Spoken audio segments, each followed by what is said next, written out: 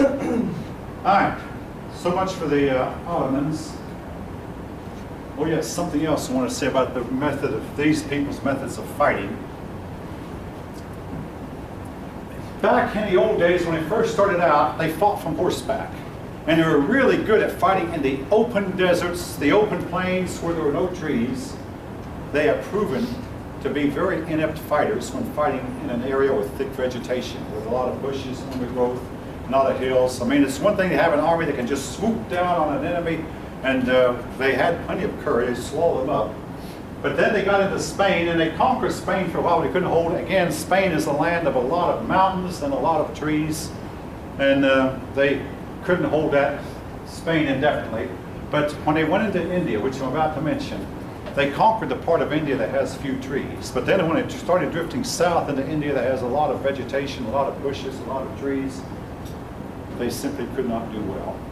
And the same thing can be said for when they tried to conquer Eastern Europe and went to Vienna. They have just simply their type of fighting that they learned from Mohammed, or learned while they were fighting in the desert, just does not work when fighting in an area with a lot of trees.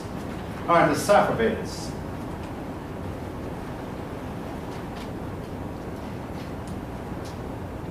The Safavid, I have mentioned here, it covered the area of Iran, which has always been known of as Persia. At times, its boundaries covered Iraq. They spent a lot of their time fighting the Ottoman Empire to the north and west, and a lot of time fighting the Mughal Empire to the east, and that, again, kept them going as much as they could have. But as was the case of the Ottomans, they came, thanks to their use of gunpowder, conquered. Their fortunes of war went back and forth for a while.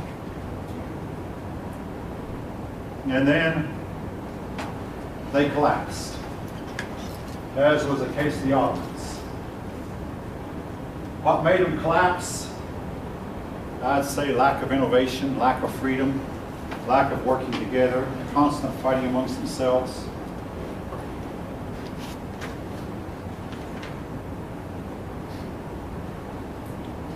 Their art, again, a whole lot of rug making. Your book shows a picture of the Royal Academy with a big pool in front of it. The pool is very smooth and therefore highly reflective.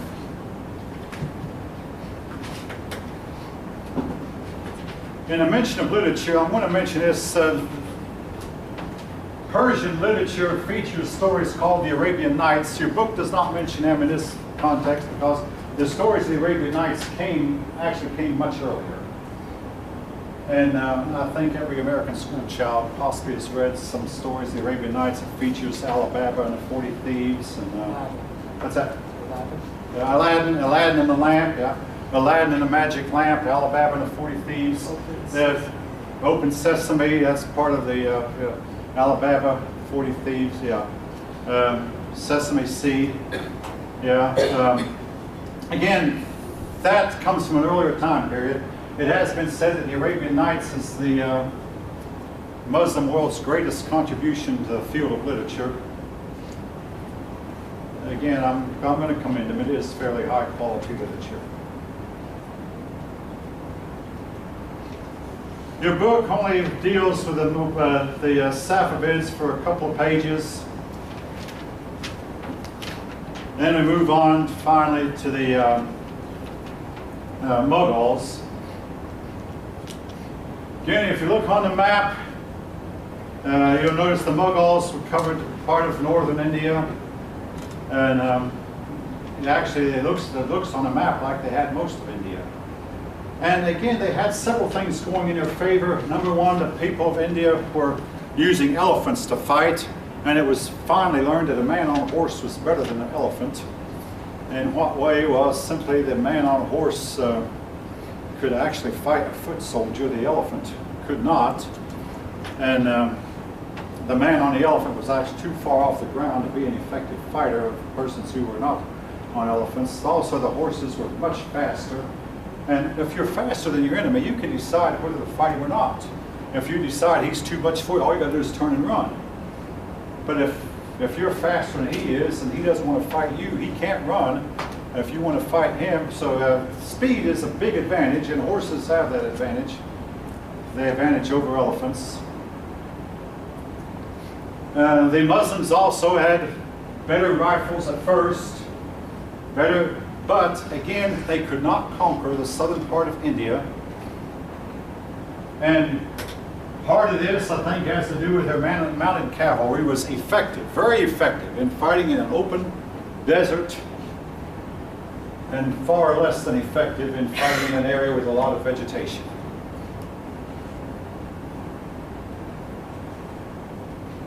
Your book mentions Akbar, but don't worry about that name. Or Babur. Again, Babur was the founder of the great Mughal dynasty. But it looked for a while like the Muslims were going to conquer all of India, and they had, well, actually the majority of India. But they were not able to pull it off. Now I had, about 4 or 5 years ago, a student from India, and he is still upset with the Muslims. He said that your book doesn't tell enough how the Muslims came in and forced people to convert at sword point. Now, I want to say this about this conversion at sword point. The Muslims have been accused of converting by fire and sword. From the very beginning, your authors, Dweika and Spielberg, have downplayed that. But now, the truth is, the truth is, it varies from time to time and place to place.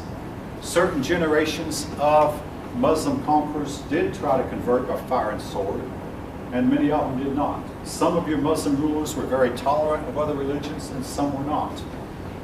The Europeans living in the Balkan regions had to undergo some really gruesome torture that I don't want to describe in order to force them to convert, and some of them remain nominal converts from that day to this, because once in the Muslim religion, you don't dare leave. And again, I have no doubts that some of the people of India, in some places, in some times, in some generations, were forcibly converted. But again, your authors have chosen to downplay that. It's called sword and blood. What's that? It was called sword and Fire and sword. Fire. Yeah, Muhammad, the original prophet, that was a term he used. He said, we're going to conquer by fire and sword.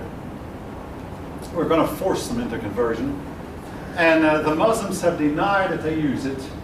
And again, if you read Muhammad, you'll find it was almost like you're reading two different authors. There was Muhammad, the first, who was more tolerant. Then late in his life, he became much more hardened. And he contradicted a lot of the mild-mannered ways he had earlier in his life.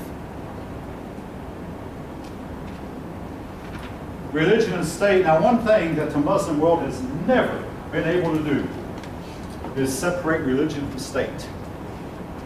Why is this important? Well, it is known that societies that separate religion from state advance farther than ones who don't.